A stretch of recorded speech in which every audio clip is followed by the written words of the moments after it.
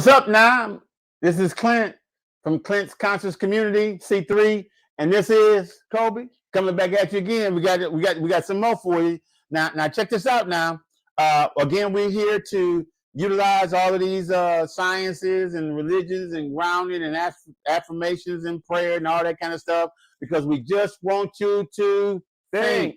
Okay, think. We just want you to think. Okay, and so last episode we talked about defining conscious, and we did that. And conscious is having mental faculties not dulled by sleep, faintness, or stupor.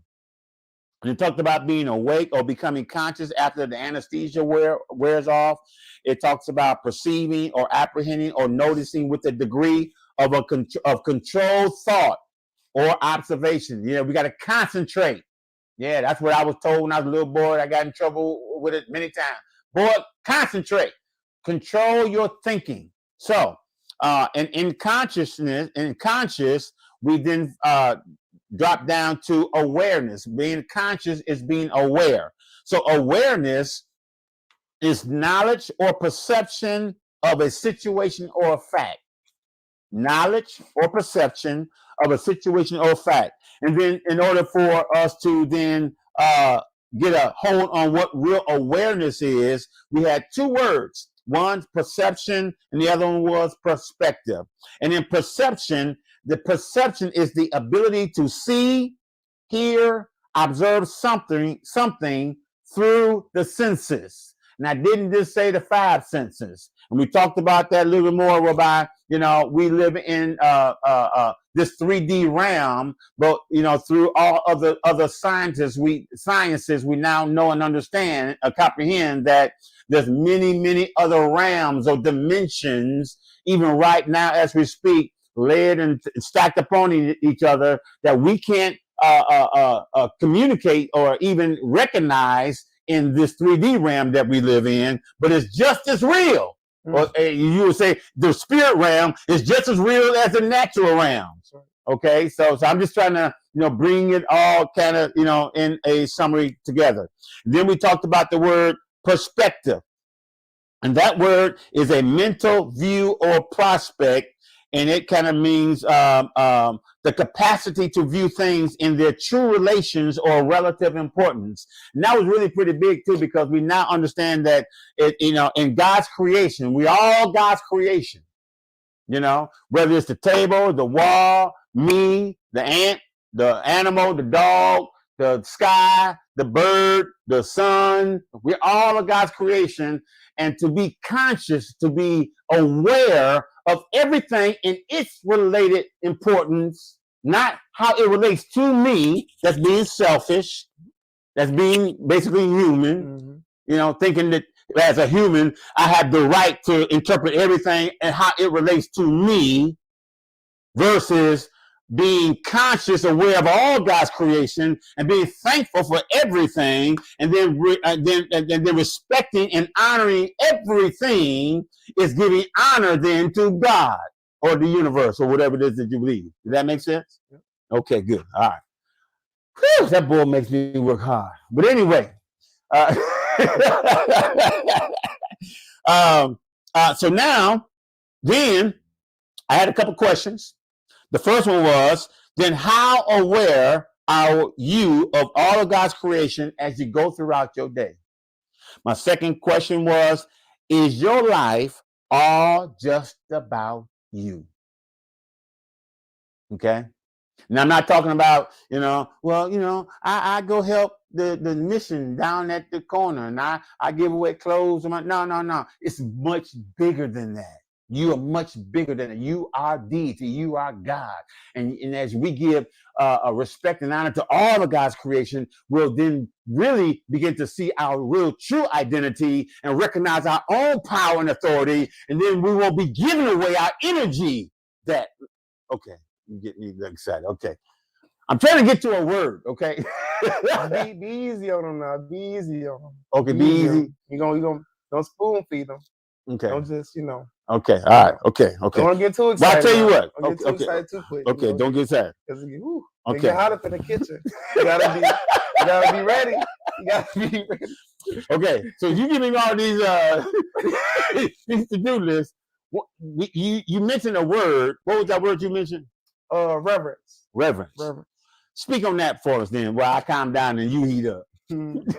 Reverence is the attitude of honoring life. I got a little brief definition here for it. Reverence is engaging in a form and a depth of contact with life that is well beyond the shell of form and into existence. Mm. Reverence is contact with the essence of each thing and person and plant and bird and animal. It is contact with the interior of its beingness. You say contact. How do I contact and respect and revere, other substance? Can you help me out with that? Awareness. With awareness. Awareness. That's just simply being aware. just Man, it can't be that easy or that simple. awareness and I'm pushing at you, but I think there's really nothing else to it. Because see, again, I think I was saying this earlier, but the humanness of us, or the humanity of mankind, acknowledgement of the awareness, not just being aware itself. That's what acknowledgement of it. the awareness, and that's how the universe or God is going to respond. Because you're giving out energy when you acknowledge, right? You're giving out energy. Is that right? You are. Okay. You are. And so maybe that's why I know, like my wife sometimes, not just sometimes, but a lot of times, she's want to hear me say certain things. She's want to hear the energy. What are words? I don't know what are the spiritual containers. There are a lot of things. The energy. Vibrations. Cymatic frequencies. So what's the you see, you way out there. What's the what do you call that again? Cymatic frequency. What is that? So imagine you have a pebble and you throw it across a body of water, and that pebble, it generates those circles. Those circles around, and it bounces on the water. The circles, those circles that you see that spiral around the around the those are called cymatic frequencies. They emanate when we speak. They're emanating right now. Really? That's why God spoke things into existence. He didn't just think. Even though a thought is a wave of light, it's still going out there. But when you speak it into existence. So that's why the word going forward, when he spoke, those vibrations are still reverberating, even to the time that we are in now, very present. Is that about right? Is the word not God? I don't know. Is your word God? My word is. Well, then you God. Okay, anyway, we just picking. All right, now. Well, that's what it said in scripture in the text, right? What did it say? What you tell me? No, you tell me. Yeah, you tell me. Come on. Which one? In the beginning was the word, and the word was God, and the word was with God. Is that how it? And then it became flesh. Okay. I was thinking, well, this is just a lot of word. It says that the character we know as Jesus, which I call Yeshua, aka Jesus, aka Yahweh. Yeah, that's right. It says that he is the living word. He's the reverberation. So I guess then we're all reverberations of the same. Boy, so when you look in the mirror, you is looking at God. And you looking at the mirror too. Okay, all right, okay. Quit yelling, man. Okay, so reverence. Read that definition one more time. Reverence. Well, I didn't get to finish the first time. Oh, okay, you sure did. I'm gonna finish it real quick. Okay. Yeah. Go ahead. It is contact with the interior of its beingness. Even if you cannot sense the interior, it is known that the form, the shell, is merely an outer layer, and that underneath it, the true power and essence of who a person is or what a thing is present. Goes a lot to unpacking that one. Now read the whole thing one more time. Reverence is engaging in a form and a depth of contact with life that is well beyond the shell of form and into essence. Reverence is contact with the essence of each thing and person and plant and bird and animal. It is contact with the interior of its beingness. Even if you cannot sense the interior, it is enough to know that the form, the shell, is merely an outer layer, and that underneath it, the true power and essence of who a person is or what a thing is present. So that's why I need to use my perception and my perspective and to become aware so that in higher consciousness, I can appreciate this table because the table comes from a tree and the tree is a part of me. And so this table is a part of me. And I give reverence to this tree or to this table because I respect it and I don't worship it. I respect it and revere it because I understand the energy. I comprehend the energy that it is in a relationship with me. Not just not just in a relationship with me, but just by itself. I appreciate it and I'm aware that this is a part of God's creation by itself with its own design to the energy that it came from, which is different than mine, being a human. Once you recognize your oneness with every and all things, that's where true power relies. That's when you will find out who you really are. Identity and authority comes from this higher conscious state that we're talking about, and reverence to all of God's creation. Attitude and honor in life, all of it, every single bit of it. I got a note here that says, and because we talk about the word conviction, it says thinking or thought is the process to the divine you. Thinking. I think the biblical text says something like, have the mind of Christ. Thinking or thought is the process to the divine you. So it's important for us to think and to have concentrated, controlled thought to be the best you that you can ever be. Instead of trying to be something outside of yourself, no, be something great within yourself, or notice the greatness within yourself in order for yourself to be the divine that you really are. I'm trying to say it right. Did that? That's right. Okay. All right. Good. Okay. All right. So, and then, oh my goodness, it's so good. Higher consciousness makes life very simple. And you know, the thing about it, you know, I see a lot of people in today's world, and people going through this. We got drama going on, this going in, and the thing about it, when you ascend into a higher consciousness, and when you raise your level of consciousness, you kind of, it's like an eagle. You flying above all them storms. What are they doing? What are the birds doing, you know, in the storm? Fly above that. Or your vibratory level is having a ripple effect on everything and everyone around you. Oh, it can? One person vibrating at the love frequency of 500 hertz can affect 250,000 people. Wow. Is that a fact? That's a fact. Scientifically. Scientific fact. That's right. So, see, again, we're not looking at the material 3D realm, but when you ascend to higher consciousness, outside of the 3D realm, you are affecting vibrationally, frequency-wise, many people around. Because, you know, it's been said, too, that, you know, every person, you know, we got an aura around us, the energy field around us. Correct. Is that right? Correct. You know, we have an aura, you know. It extends 8 to 12 feet. Around, normally, right. Around. Yeah. Some people, it extends 15 to 20 feet. Right. And you can feel it when you go in different places. Right. Stuff. And then that's why sometimes, you know, people say, like, when you walk into the room, you know, you influence, you know, you can motivate and different things. All that really is people's energy. The aura field. The aura field. And they've learned how to move energy in their field. Yes. They know how to open up their chakras and know how to, you know, do the certain things, the up in their pineal gland, whereby they're able to use that power that we have as divine beings to even help raise up the lower vibrations of others. Correct. Okay. All right. Correct. Cool. Okay. Good. All right. All right. Now, I got to ask you a question. Is information is information knowledge?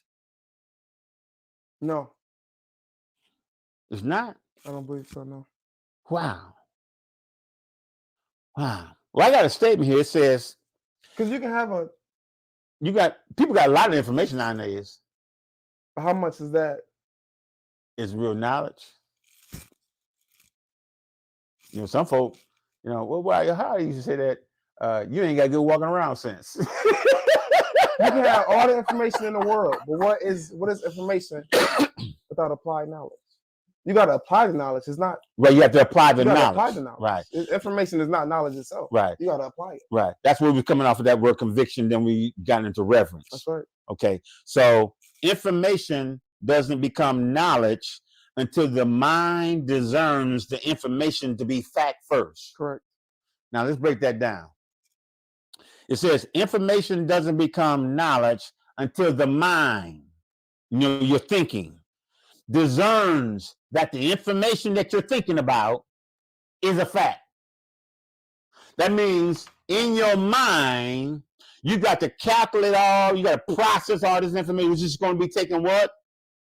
Thinking. It's got that the thinking process, concentrate. You got to until it comes to the point whereby, God dog it, this is the truth. Or no, some people call that, you know, getting a revelation, or some people call that a download, or an epiphany, or an enlightenment. You know, but that doesn't idea. Give you the idea. How can you get an idea if there's no such thing as a new idea and everything has been refurbished from Earth's electromagnetic field? Never mind. You can go ahead. I don't even. No, too late, man. You better twist that right here, bro.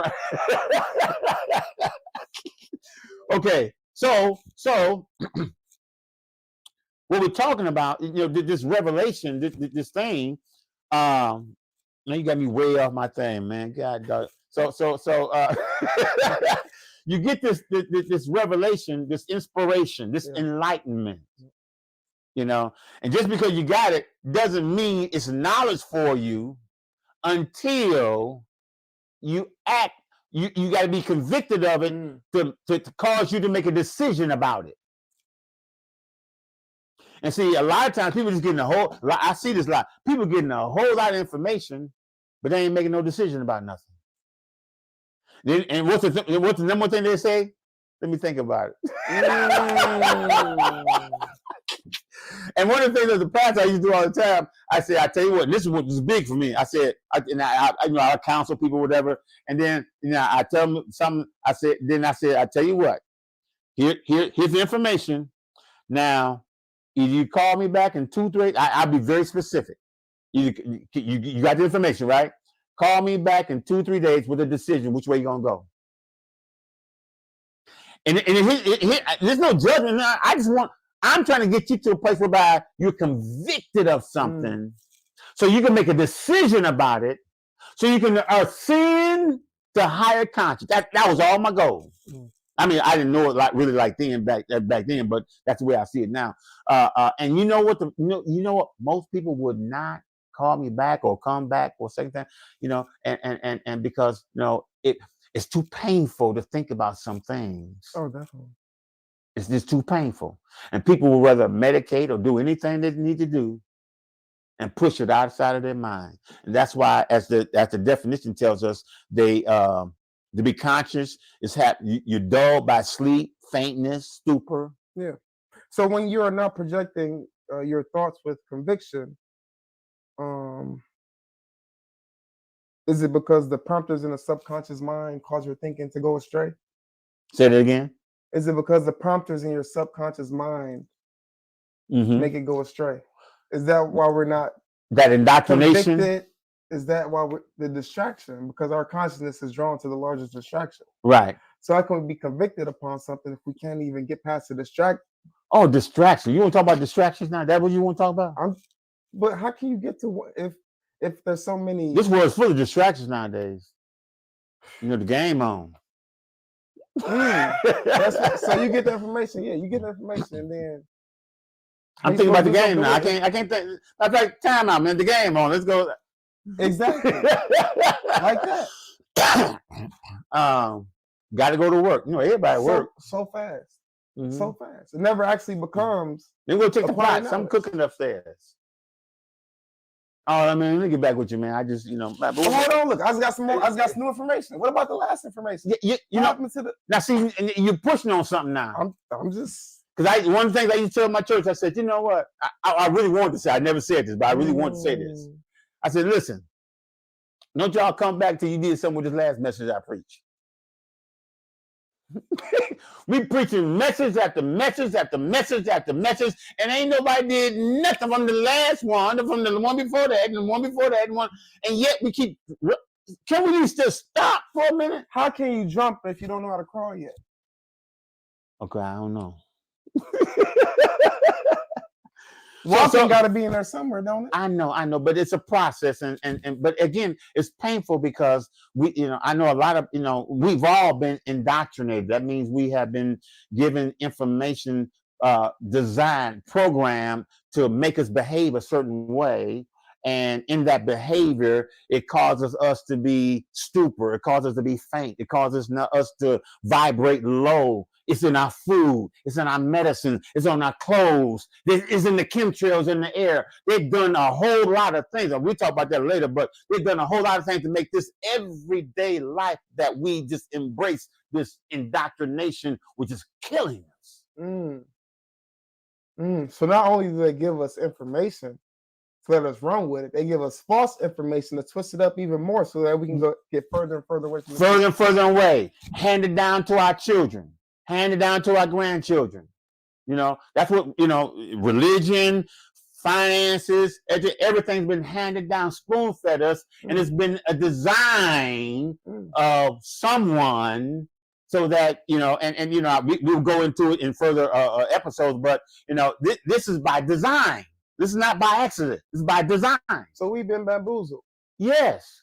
But this is why you and I, many others that we're seeing that are arising or awakening to higher consciousness, because that's the key. It's not an organization. It's not an affiliation. It's not anything in the world. In fact, your biblical text tells us, come out from among them. It's not in the world. It's in the higher consciousness that you navigate out of that place. It's from the inside out. It's not from the outside in. It's from the inside out. You navigate out of that by seeing who you are. We was talking about in the last episode how this higher, it makes me, I'm one with the universe. I'm big. I'm strong. I'm connected. I'm empowered. Then I'm learning other things whereby I'm manifesting the reality of my life the way I want to, not the way I was programmed to. So how do we break out of this program? How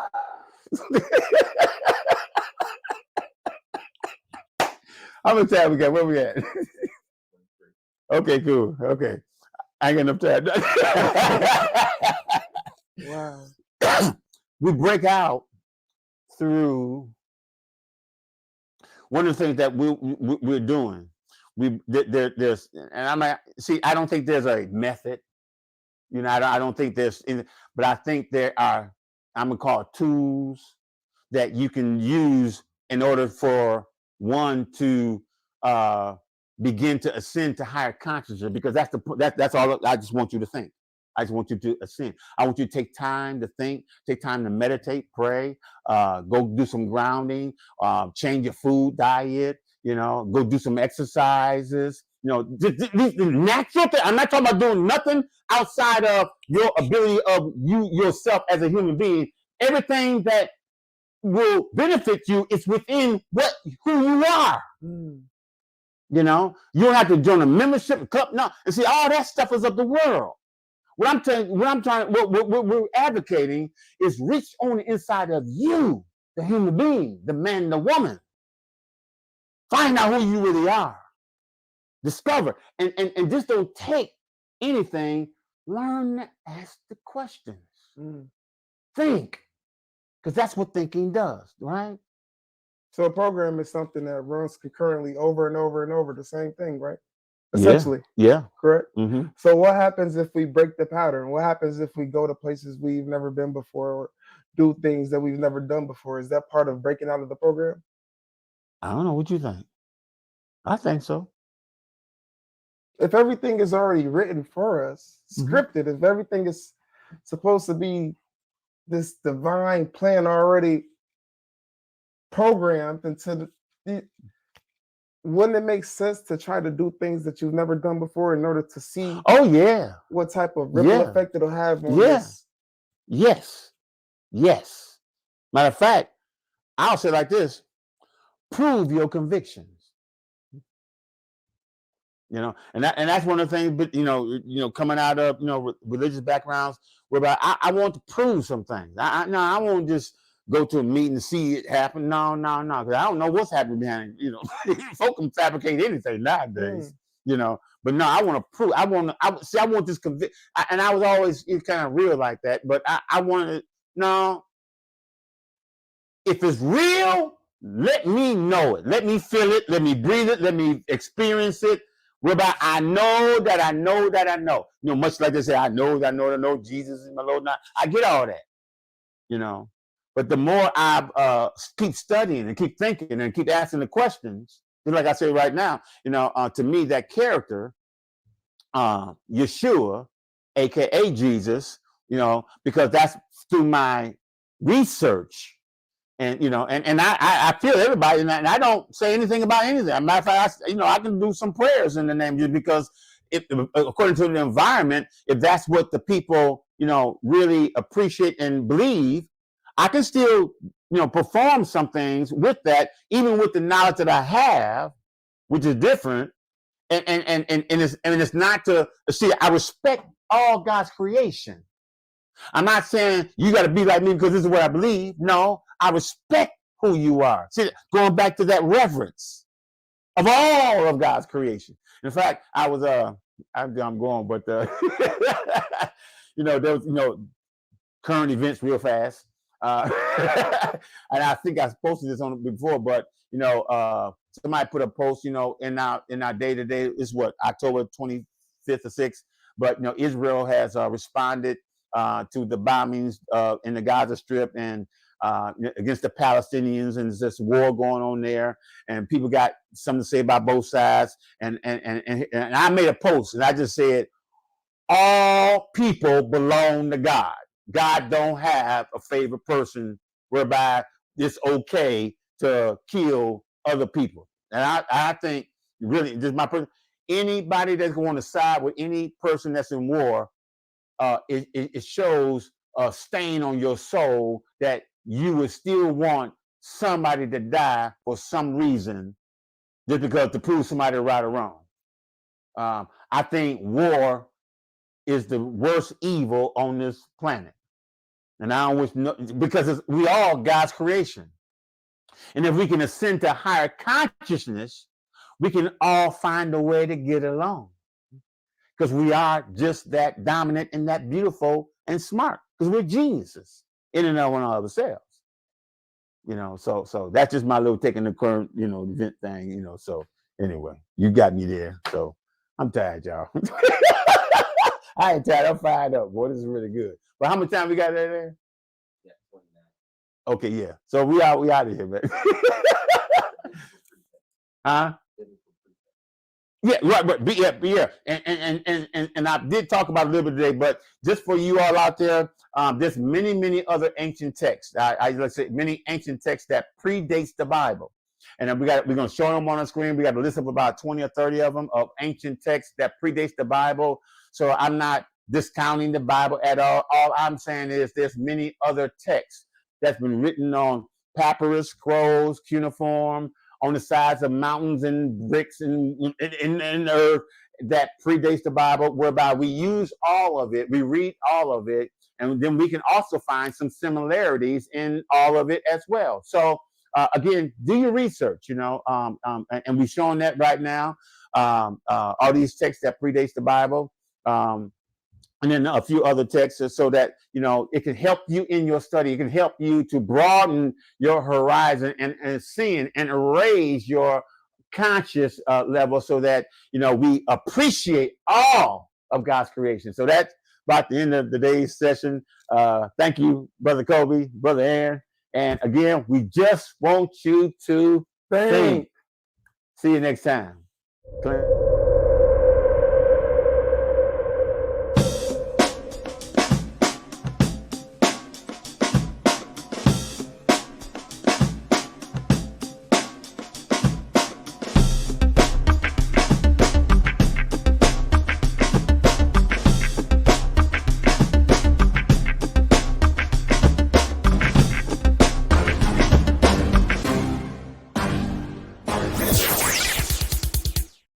I do some